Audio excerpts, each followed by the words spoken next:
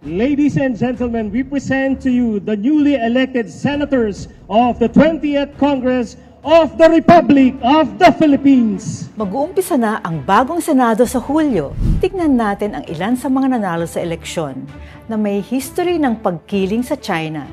Hello, ako si Marites Vitug, Editor-at-Large ng Rappler.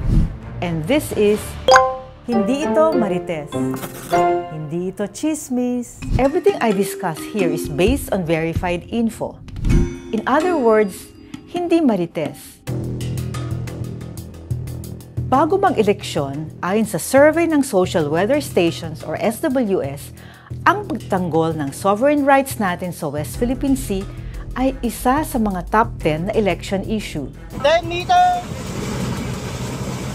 Dihit! So masasabi natin na ang foreign policy ay naging election issue na. Nung kampanya, pinag-usapan ba ito ng mga kandidato para sa Senado? Kung hindi, ano ang mga dati nilang pahayag ukol sa China? Ilalahad ko dito ang 4 sa mga nanalong senador na kumikiling sa China. Una ay ang 2 loyalista ni dating Pangulong Duterte, sina Bongo at Bato de la Rosa. Si Bongo, dating aide ni President Duterte, siya ang pinakamalapit na opisyal sa dating Pangulo. Si Bato de la Rosa, naging police chief ni Duterte at nag-implement ng drug war. Sa 6 na taon ni Duterte, naging paborito niyang bansa ang China. Ibinasura niya ang desisyon ng International Arbitration Tribunal na nagsabing walang karapatan ang China sa West Philippine Sea dahil ito ay exclusive economic zone ng Pilipinas. Sumunod sina Go at De La Rosa sa policy na ito. Minamahal kong mga kababayan. Sunod naman si Rodante Marcoleta, dating party list congressman. Siya ang nagsabing wala namang West Philippine Sea at gawa-gawa lamang daw yan ng Pilipinas. There is nothing as West Philippine Sea.